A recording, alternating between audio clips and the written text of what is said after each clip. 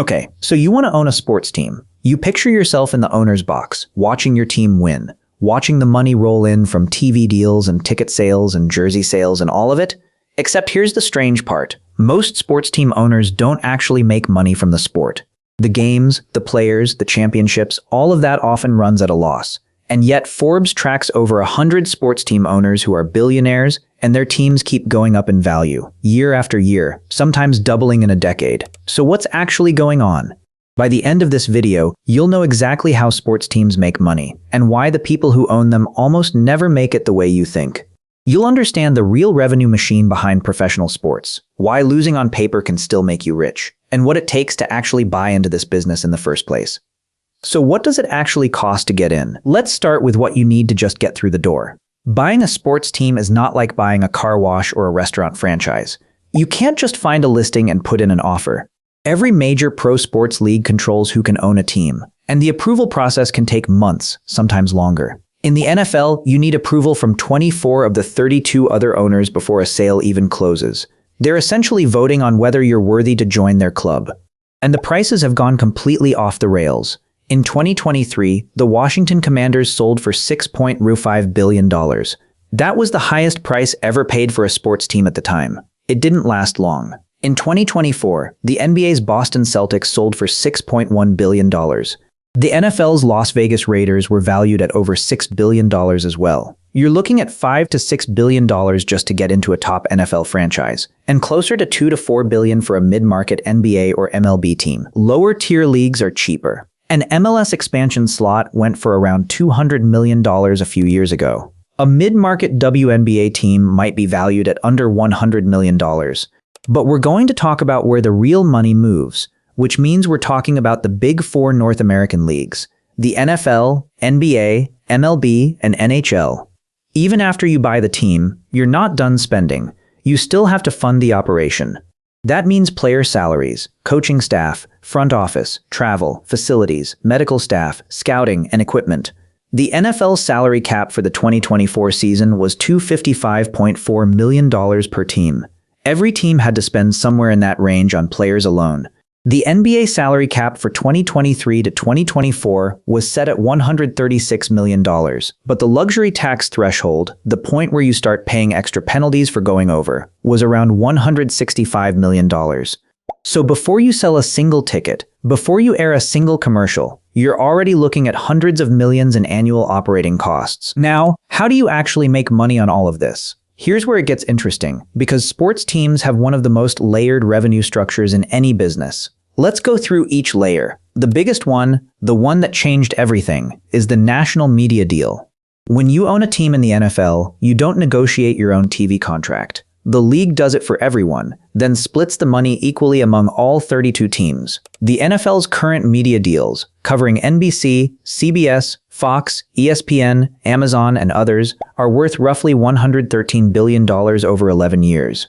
That's about $10 billion a year across the league. Divide that by 32 teams, and each owner gets roughly $310 million a year just from the national TV deal, before anyone buys a ticket. That single check covers a huge chunk of operating costs before the season even starts. The NBA's national media deal recently got a massive upgrade. The new agreement with NBC, Amazon, and ESPN runs from 2025 through 2036 and is worth roughly $76 billion total, which works out to about $6.9 billion a year across the league.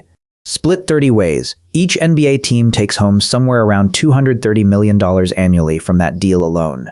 Then you have gate revenue, which is the money from people actually buying tickets and sitting in seats. An NFL team plays 8 home regular season games. Average ticket prices across the league are around $150 to $200 per seat, but premium seats, suites, and club-level seating can run thousands per game.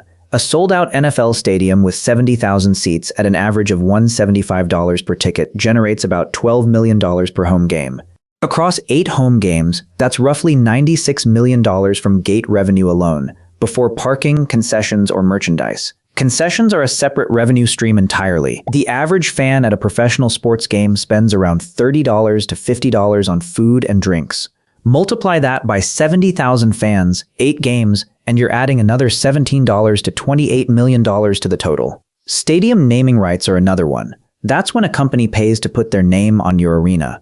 The Sophie Stadium deal, where Sophie Technologies paid to name the LA Rams and Chargers Stadium, was worth $625 million over 20 years. That's $31 million a year, just for the name on the building. Corporate sponsorships go on top of that.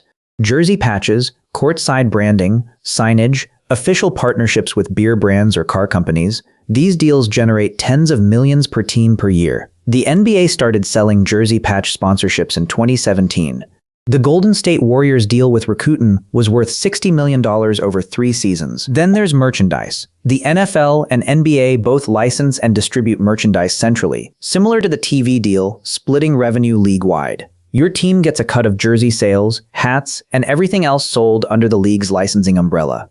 Local broadcast rights are another source, though these vary wildly by market. A big market team like the New York Yankees has a regional sports network deal that historically generated over $100 million a year. Smaller market teams get far less. There's one more revenue stream that most casual observers never think about, and it's grown significantly over the last decade: gambling partnerships. Since the Supreme Court struck down the federal ban on sports betting in 2018, every major league has moved aggressively to monetize the relationship between their games and the betting industry. The NFL signed official sportsbook partnerships with DraftKings, FanDuel, and Caesars. Those deals are worth hundreds of millions to the league collectively, and individual teams layer on their own regional sportsbook partnerships on top of that. The logic is simple. A fan with money on a game watches the whole game. They check box scores, they tune in to late-night highlights, betting drives engagement, and engagement drives the TV ratings that justify those billion-dollar media deals. So the leagues have a direct financial incentive to keep you gambling on their product, and they've built that incentive into their revenue structure. And then there's the stuff nobody warns you about. The hidden costs of running a professional sports team are not small, and most of them are mandatory. Luxury taxes are the first one people don't budget for correctly. In the NBA, if your payroll exceeds the luxury tax threshold, you pay a dollar-for-dollar penalty to the league, and that rate goes up the further over you are. In 2023 to 2024, teams in the highest bracket paid $4.75 for every dollar they spent over the threshold. The Golden State Warriors paid over $170 million in luxury taxes in a single season. They also paid around $230 million in player salaries. Their total player cost that year was over $400 million. Revenue sharing can cut both ways. The league distributes central revenue to all teams equally, but in some leagues, high-revenue teams also subsidize low-revenue ones. You might be generating more than you keep. Stadium costs are enormous. If you don't own your arena outright, you're paying rent, often tens of millions a year. If you do own it, you have maintenance, staffing for non-game events, and capital improvements that never end. The Raiders' Allegiant Stadium in Las Vegas cost $1.9 billion to build, partly funded by $750 million in public bonds, but the rest privately financed, leaving the team on the hook for the difference. Player insurance is another quiet expense. Teams insure their players against injury, because a star player going down for a season isn't just a sporting loss, it's a financial one. Travel costs for a professional team are not trivial. The league requires teams to travel by charter flight. A team with 82 road games in the NBA will spend millions annually on planes alone. Scouting, analytics, performance staff, nutritionists, sports psychologists, these are all now standard across major league rosters and all cost money that never shows up on a simple revenue summary. And there's a cost hiding underneath all of those costs that almost never gets discussed: the opportunity cost of the capital itself. If you put $3 billion into a sports team, that's $3 billion not sitting in an index fund, not deployed in private equity, not compounding somewhere else. The franchise has to outperform whatever you could have done with that money otherwise. For most of the last 2 decades, it has, but that's not guaranteed, and it's not nothing. So who's actually doing this, and what do the numbers look like in the real world? Let's talk about some real operators. Jerry Jones bought the Dallas Cowboys in 1989 for $140 million. At the time, that was considered a wildly expensive price for a team that was struggling both on the field and financially. Today, Forbes values the Cowboys at approximately $9 billion, making them the most valuable sports franchise in the world. Jerry Jones didn't just buy a team, he pioneered the idea of turning a stadium into a commercial empire. ET&DT Stadium has hosted Super Bowls, concerts, college football playoffs, boxing matches, and major events that have nothing to do with the NFL. The Cowboys' sponsorship revenue is the highest in the league. Their local TV deal, merchandise dominance, and multiple licensing arrangements make them a case study in sports franchise monetization. Then there's Mark Cuban, who bought the Dallas Mavericks in 2000 for $285 million. He sold a 73% stake in 2023 for approximately $3.5 billion, implying a total team value of around $4.8 billion. Cuban's playbook was different. He invested in the team's performance and fan experience aggressively, took risks on players and staff, and built the Mavs into a championship franchise. When you win a championship in a major market, your valuation jumps. Brand equity is real. On the other end, look at the Oakland A's. They spent years as one of the lowest payroll teams in baseball, famously chronicled in Moneyball. Owner John Fisher kept the payroll near the floor of what was permitted, collected revenue sharing from wealthier teams, and essentially ran the team as a cost minimization machine rather than a competitive sports franchise. The team relocated to Sacramento temporarily in 2025, while a new Las Vegas stadium is being built, after years of failed stadium negotiations in Oakland. The relocation itself represents value extraction, the Las Vegas market, the new stadium deal, the fresh fan base, even if it came at the cost of one of baseball's most loyal fan communities. There's another operator worth looking at, who represents a different model entirely, Ted Leonsis, who owns the Washington Capitals, the Washington Wizards, and a stake in several other franchises. Leonsis built his ownership model around vertical integration. He owns Capital One Arena, the venue where both teams play. That means he keeps the naming rights revenue, the concession revenue, and the event revenue from every concert, comedy show, and playoff game in that building. He doesn't share the arena economics with a landlord. Every dollar generated inside that building belongs to the ownership group. That's the move most franchise owners are trying to replicate. Control the real estate, control the events calendar, and the sports team becomes the anchor tenant in a much bigger entertainment business. And then there's the other side, the way people lose their shirt on this. The most common failure pattern in sports ownership isn't buying the wrong team. It's underestimating the operating cost and overestimating the short-term income. Here's what happens. Someone buys a mid-market team for $1 billion.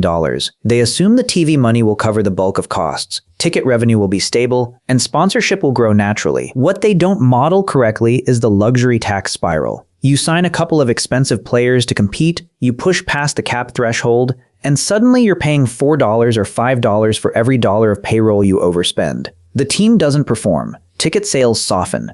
Local sponsors negotiate lower renewals. The owner is now losing $60, $80, maybe $100 million a year in operating cash. They can sustain it for a few years because the paper value of the franchise is still rising. But if they need to sell at the wrong time, in a bad market, or before the franchise hits its peak valuation, they walk away with less than they'd hoped. This is what happened to the Sacramento Kings in the 2000s under the Maloof family. They owned a team that competed for championships, had a passionate fan base, and seemed to be thriving, but the operating losses stacked up. The Maloofs couldn't secure a new arena deal, the team deteriorated on the court, and they eventually sold in 2013 for $534 million. Not a loss from purchase price, but far short of where the market was heading for similar-sized franchises. Teams that failed to get new stadiums built have repeatedly ended up in the worst position, stuck with aging infrastructure, declining gate revenue, rising maintenance costs, and no leverage to renegotiate local sponsorship or TV deals. The stadium is often the make-or-break variable. Okay, so what can you actually walk away with? Let's run two real scenarios with actual math. Scenario 1. A mid-market NBA team. You buy a team like the Memphis Grizzlies or Indiana Pacers for around $2.5 billion in today's market. Your annual revenue breakdown looks something like this. National TV share, roughly $230 million. Gate revenue across 41 home games in a 20,000-seat arena at an average of $120 per ticket. About $98 million. Concessions and parking add maybe $20 million. Naming rights and local sponsorships add $30 to $50 million. Merchandise and licensing from the NBA Central Pool adds another $20 to $30 million. Total revenue, roughly $400 to $430 million per year. Now the costs. Player payroll, around $140 million at the cap. Coaching and front office, $30 to $40 million. Travel, facilities, operations, $30 million. Luxury tax, if applicable, 0 in this scenario, staying under the line. Total operating costs, roughly $200 to $220 million. Operating income before debt service, $180 to $230 million per year. If you financed half the $2.5 billion purchase price with debt at around 6% interest, your annual debt service is roughly $75 million per year. Net cash flow after debt, around $100 to $155 million per year. Over 10 years, if the team appreciates at a modest 8% annually, well below the historical average for major league franchises, your $2.5 billion asset is now worth around $5.4 billion. You've taken roughly $1.2 billion in cash distributions over a decade, and your equity has more than doubled. That's the realistic scenario, not fireworks. Steady, compounding, enormous. Now let's talk about the optimistic scenario. A large market franchise with a new stadium. This is the playbook that generates the biggest returns in the sport. Imagine you buy a franchise like the Phoenix Suns, which sold in 2023 for $4 billion. In a growing market, you secure public financing for a new arena, usually through hotel taxes, convention levies, or municipal bonds, which means the building gets built with a mix of your capital and public money. A new arena immediately unlocks higher premium seating revenue, new naming rights deals worth $20 to $40 million a year, and the ability to host concerts, boxing matches, and other events on non-game nights. A top-tier arena can host 200-plus events a year, not just 41 basketball games. At $500,000 to $2 million per non-sports event in net venue revenue, that adds $100 to $400 million in additional annual income. In this scenario, your total annual revenue might hit $700 to $900 million. Strip out costs, including a higher luxury tax bill because you're spending to compete and attract marquee events, and you're netting $250 to $350 million per year before debt service. Over 10 years, with an arena-driving valuation, a franchise like this can realistically go from $4 billion to $10 to $12 billion in value. That's not speculation. That's what's already happened to the Cowboys, the Lakers, and the Warriors. The Golden State Warriors moved into the Chase Center in San Francisco in 2019. They privately financed it for $1.4 billion, the first major professional sports arena built entirely without public money in decades. The arena hosts concerts, boxing, NCAA tournaments, and comedy tours. By 2023, the Warriors franchise was valued at $7.7 billion. When Peter Guber and Joe Lacob bought the team in 2010 for $450 million, the returns have been almost incomprehensible. Here's the whole business in one line. You spend billions to join a private club, where a TV network pays you hundreds of millions a year just to exist, and the asset you bought doubles or triples in value while you hold it. That's the real model. The sport is almost incidental. The winning matters for valuation, for attendance, for local sponsorship. But the core of the business is owning an irreplaceable asset inside a cartel that controls supply, negotiates massive central media deals, and never lets the number of teams get too high. There are 32 NFL teams. There always will be roughly 32. The league has no real incentive to expand because each new team dilutes the existing one's share of central revenue. Artificial scarcity is the product. And because cities compete desperately to keep or attract a major league franchise, team owners have enormous leverage in stadium negotiations, tax arrangements, and local subsidy deals. The taxpayer often ends up funding a significant portion of the infrastructure that makes the franchise more valuable, while the owner captures that value when they sell. The city of Las Vegas is contributing $380 million in hotel taxes to help fund the A's new stadium. The team gets a facility that raises its franchise value. The public gets a baseball team and some local economic activity. Whether that's a good deal for the city is debatable. For the owner, it almost always is. So let's answer the question you actually came here with. Can you make money owning a sports team? Yes, reliably, consistently. In most cases, enormously, but not because of the sport. You make money because you own one of a fixed number of licenses to operate a professional sports franchise in a major North American market. You make money because a central media deal deposits hundreds of millions into your account every year, regardless of wins or losses. You make money because your asset, a franchise in a league that controls supply, almost always goes up in value. And you make money because cities, fans, and corporations all compete to give you things in exchange for access to the thing you own. The Cowboys have never paid Jerry Jones back in gate revenue. They've paid him back by being worth $9 billion. So yeah, owning a sports team is a business. It's just not the business you think you're buying into.